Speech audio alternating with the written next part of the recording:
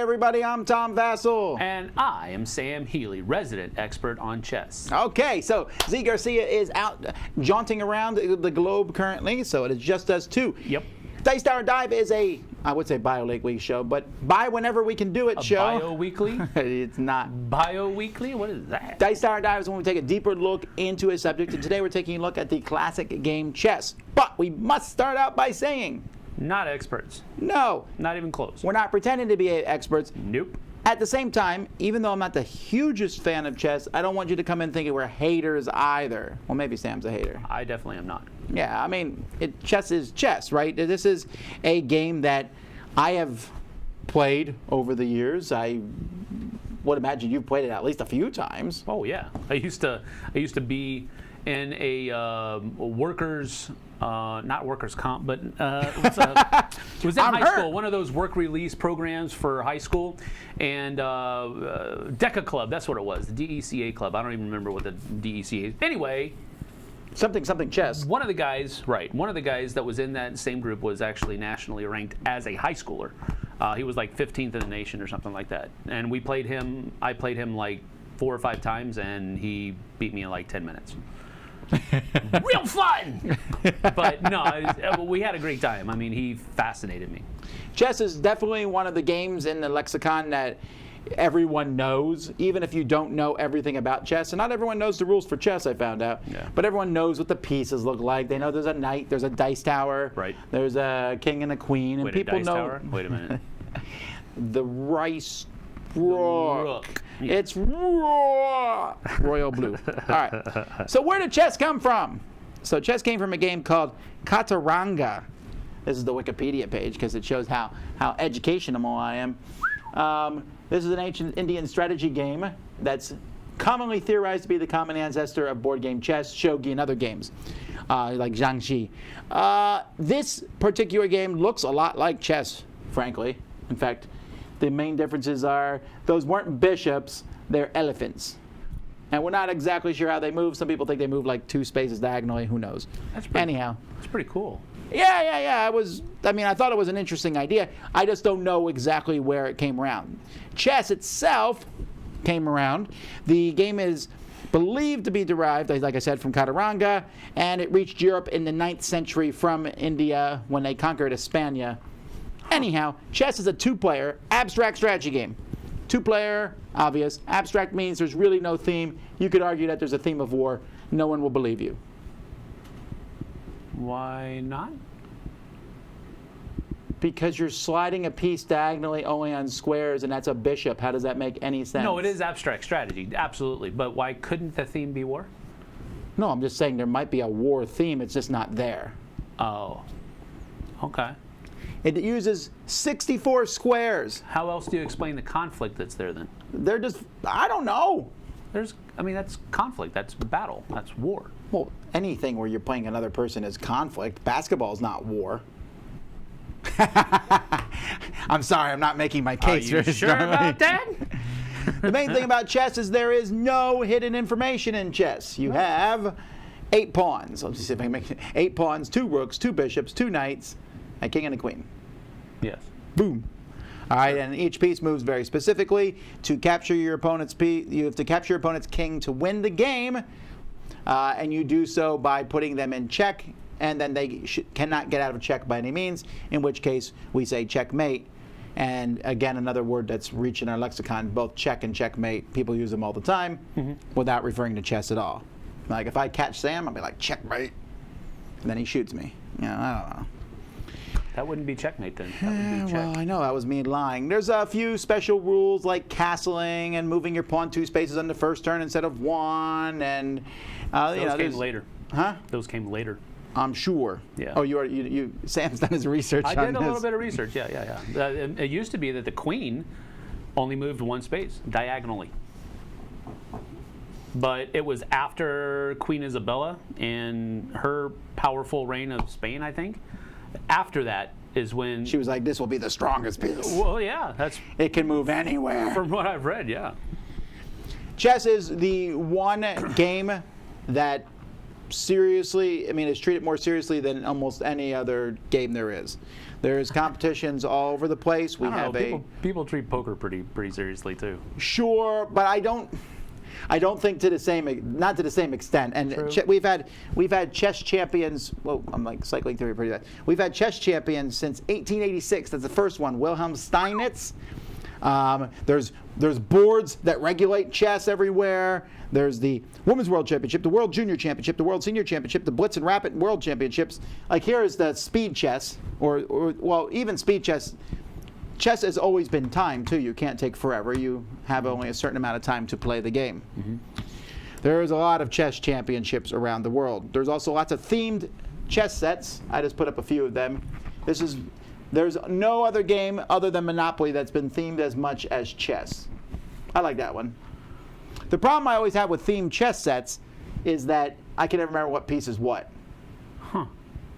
Like I would never remember that Tweedledum and Tweedledee are the rooks. Which ones are? Oh, okay, there you go.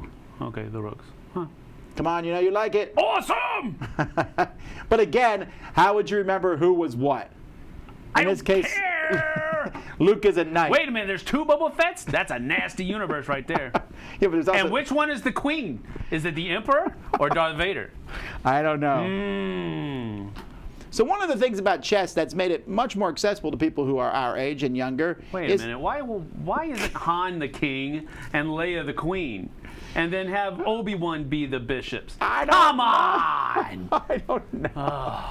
Let me get off this slide. No, it's still right here. I can look at it.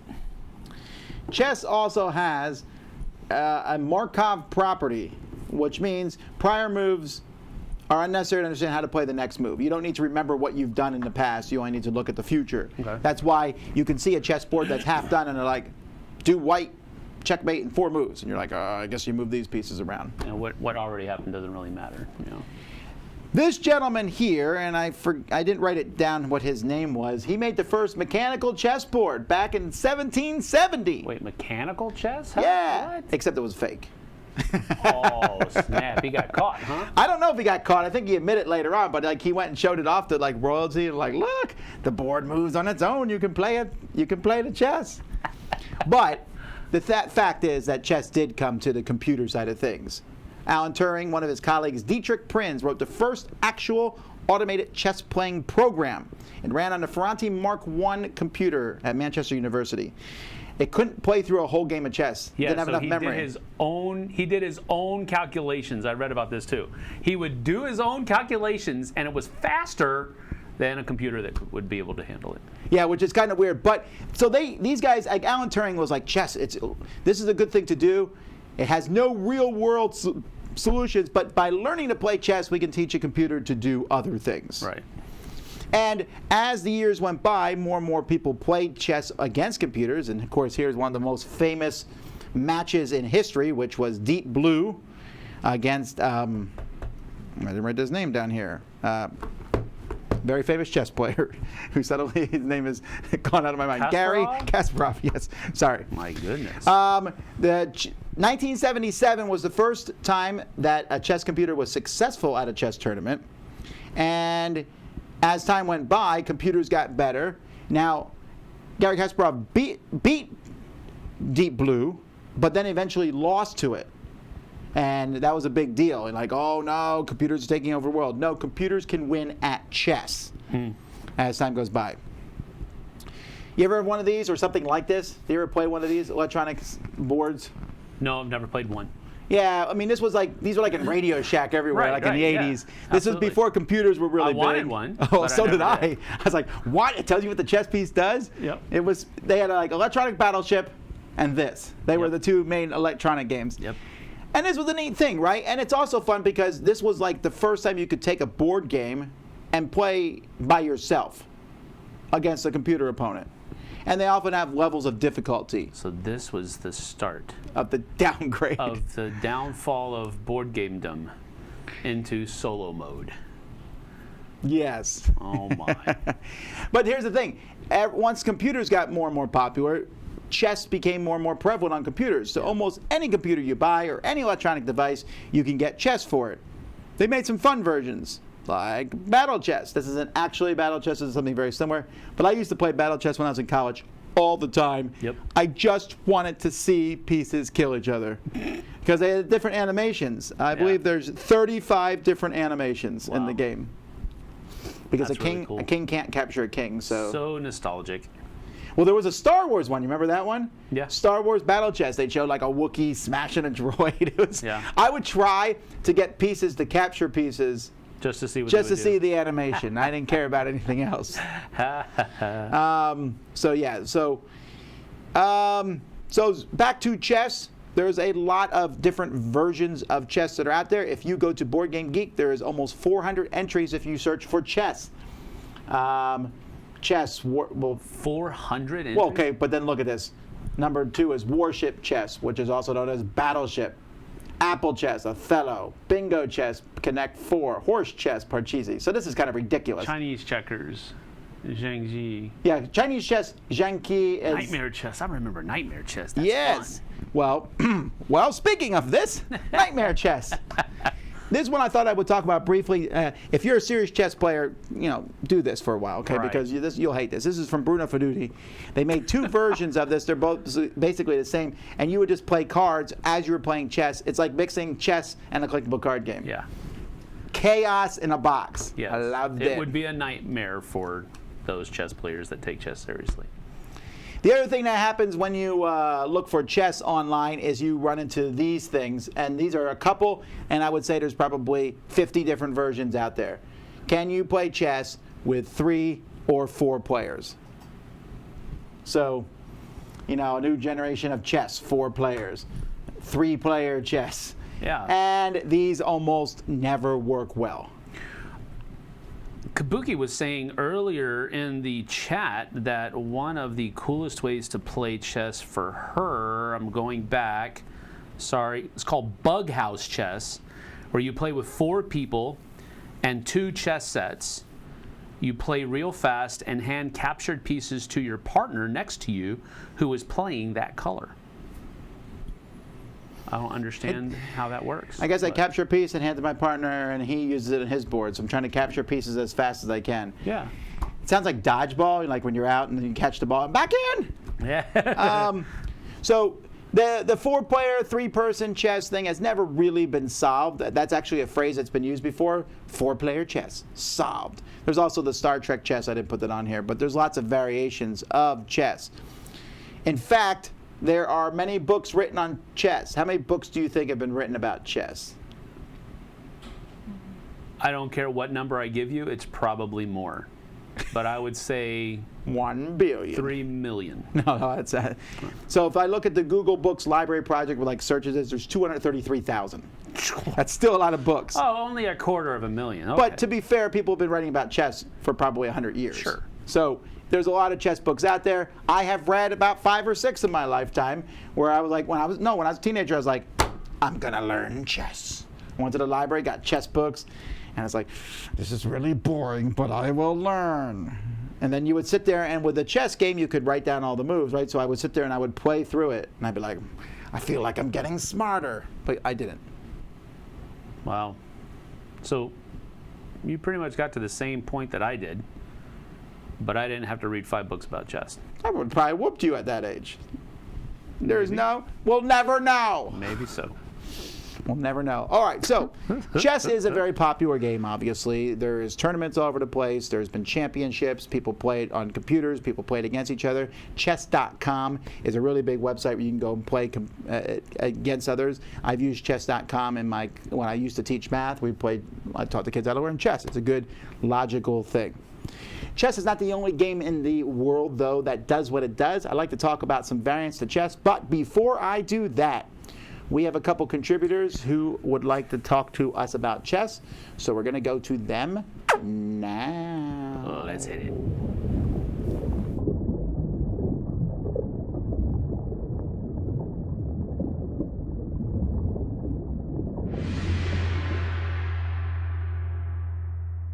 Hello, my name's Jonathan Hicks from Board Game Opinions.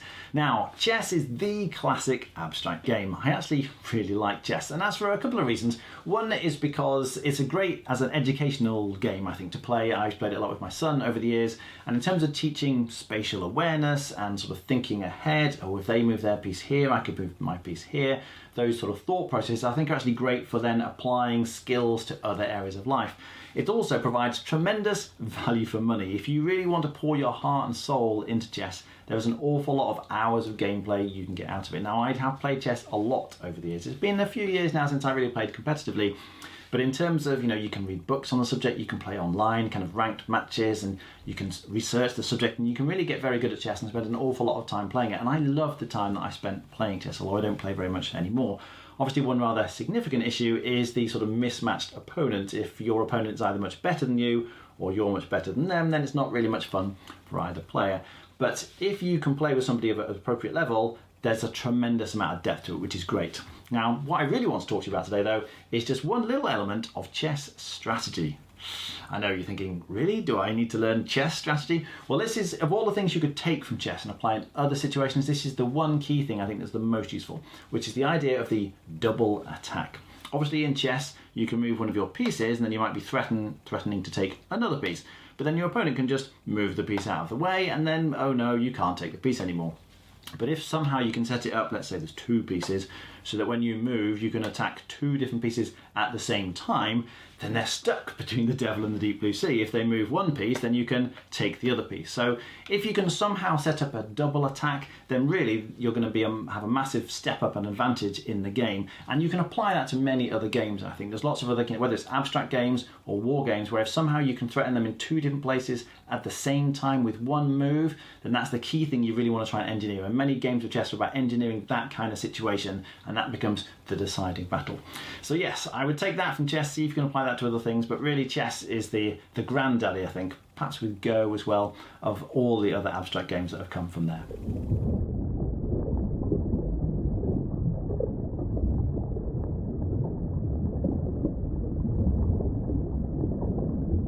Welcome everybody to another installment of If You Like That, You Might Like This.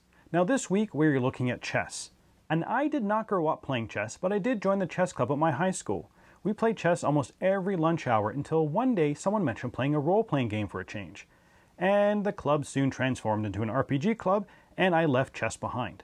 But when my son was in elementary school, he was given the chance to join the after-school chess club and went on into playing to some local tournaments. And it was something that we could both play together. Now I still enjoy the odd game of chess, but I have come to realize just how unskilled I am at the game. So, this week I'm going to give you 3 alternate games based on Chasis Theme, mechanisms, and a wild card that you might enjoy. Now the first game is going to be covering the Chasis Theme, which, although chess is an abstract strategy game, does represent medieval warfare. So, my choice was Commands and Colors, and more specifically the Ancient Seditions, which is my favorite. In this game, you are the commander of an army, and through card play and dice rolling, trying to outmaneuver your opponent. There is definitely more luck involved in Commands and Colors, but you still have to strategize your way and to try and corner your opponent or break through their line. You command an army of different troops, which, like chess, each troop has a different strength and weaknesses. Choosing the right time to play your cards to break through their lines and capture their general is always entertaining to me. So, if you play chess like I do, where I'm envisioning myself as a general of my army, then Commands and Colors might be something you should check out. Now, if you like the mechanism of chess, that is maneuvering your pieces with different movement patterns across the board to get into the right position, then the game you might want to try is Onitama. Now this game takes place on a much smaller 5x5 board, and you only have 5 pieces. Each player is given 2 movement cards which show you how you can move one of your pieces, and a 5th card which is placed between the 2 players. On your turn, you're going to pick one of those cards from your hand and move one of your pieces according to the card's movement. You will then take the 5th card from the table and replace it with the card you just played. You can capture pieces like chess, and you win by either capturing the main pawn of the other player or by moving one of your pawn into the start space of the other player. Now this is a truly great abstract strategy game using the same style of mechanism as chess. And the last is my wild card game. A game that may not have the same theme or mechanism, but still gives me the feel of chess. And my wild card is Lord of the Rings: The Confrontation. Now one player takes the side of Sauron trying to find the Master's Ring, and the other side takes the side of the free people of Middle-earth trying to get the ring to Mount Doom. Now this is a combination of strategy and bluffing, but the main reason that this makes my wild card is the idea of outthinking your opponent, while also trying to get into their mind to figure out why did they move that piece. And I must say, after losing many chess games to my teenage son, I've learned to question why he moves every piece on the chessboard, and I get the same feeling when playing Confrontation.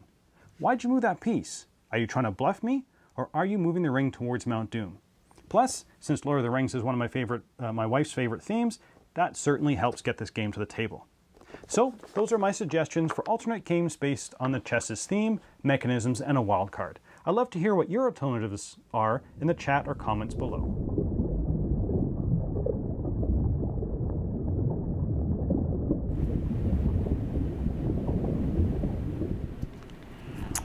So the one problem that people have with chess with computers is that a computer will eventually beat you, because while there are millions and billions, well, you figured it out, a lot of combinations. Yeah. A computer can actually figure those out. I didn't figure anything out. I just read it online. To the point where eventually there'll just be a computer. Well, there already are computers you can't beat. Mine is difficulty 1 level settings, but Me too. but people wanted something more than that, and so I don't know if you've ever heard of this game Arima. Nope. Yeah, the Z-Man republished this. They made this game. The Syeds made this game. This was a game that was. They offered $10,000. It's right up there, a programming challenge. If you could program a computer to beat this game. Huh. Yeah, they were trying to create a game that had more. I think there was like a contest for it. This is a game where you're like pushing other animals around that you're stronger than to some degree. I played it. It's okay. I think I gave it a 6. I didn't hate it, but I didn't think it was amazing. But they were trying to prove a point.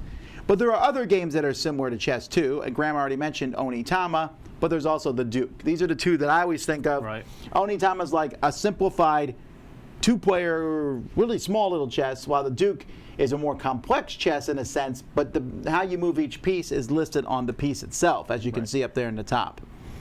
And both of these, I think, are fantastic variations on chess, or alternatives to chess. Yeah, I would agree with that. With that being said, what are your thoughts on chess?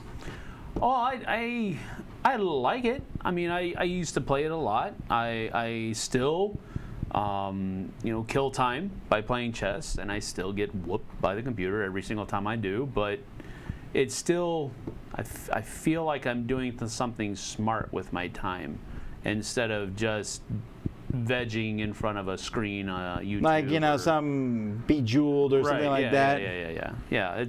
So I think that it has its, I guess, place in modern society, and I don't think that any game has outdone. I mean, we were talking about Duke and Onitama. I don't think they replace chess, but they're good alternatives for chess.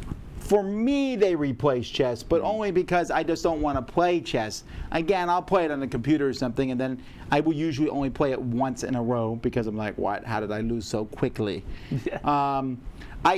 I understand chess, and I think chess is a deep game, and I would not criticize those who like chess, right? If you like chess, I found that people who tend to be really big fans of chess are big fans of nothing else, game-wise.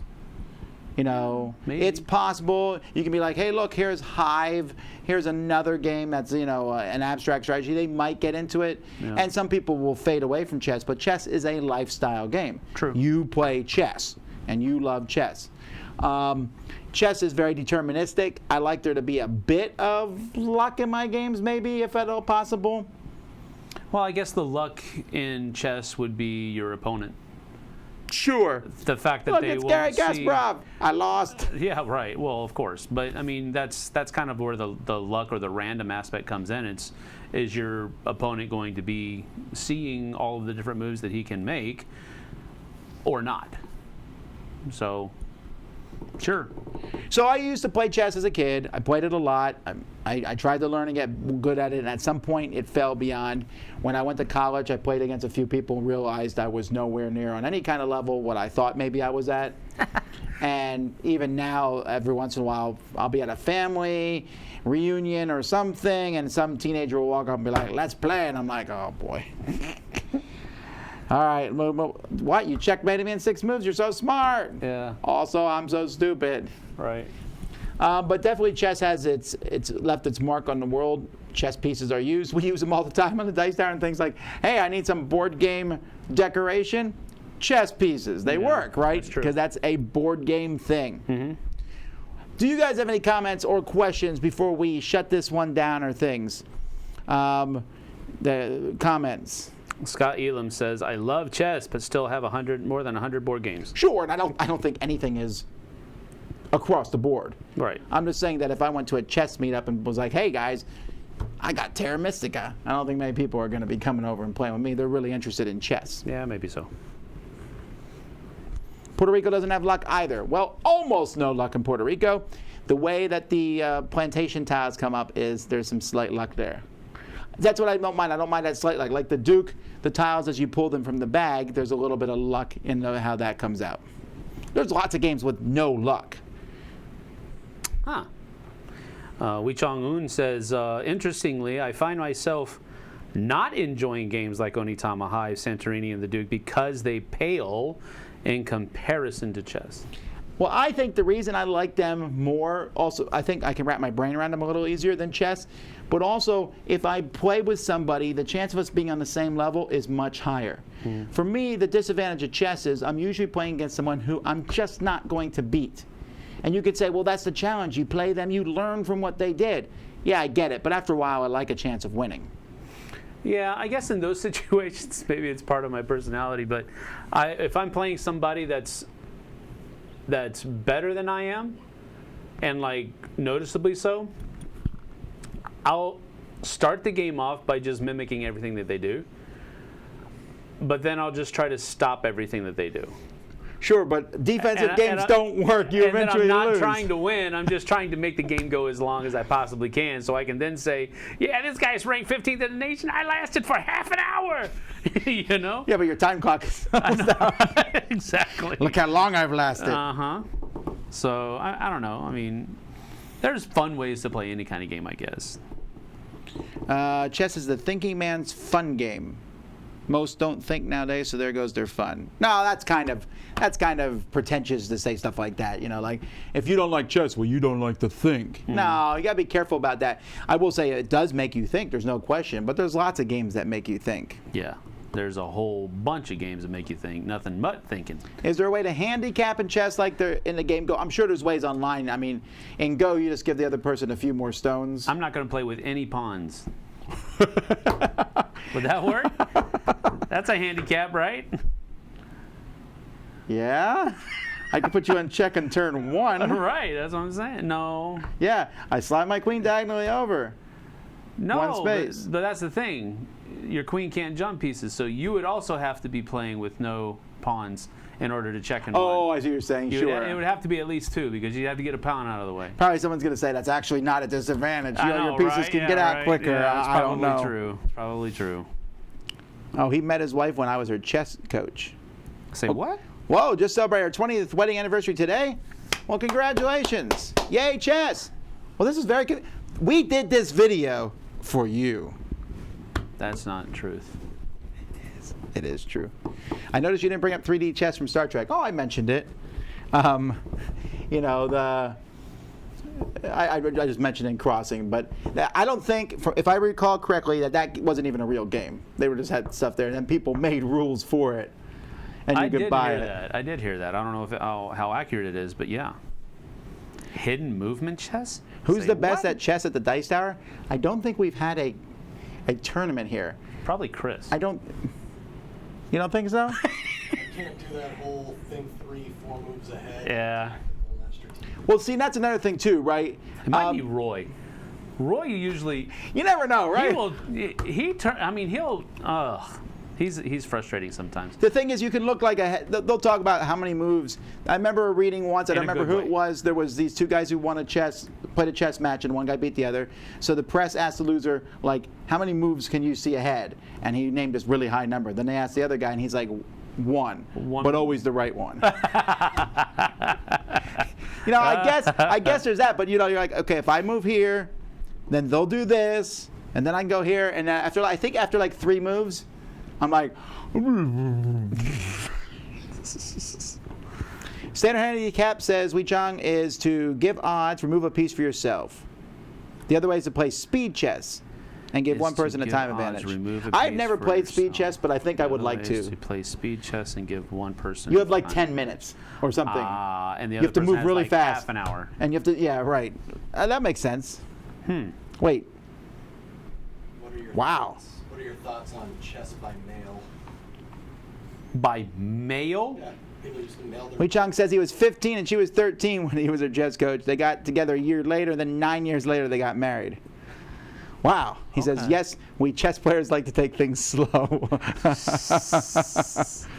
Have you ever played suicide chess before where you try to have your pieces taken off as fast as possible? Like where you try to get your pieces killed? Yeah, I do that every single game I play. Isn't that how you play?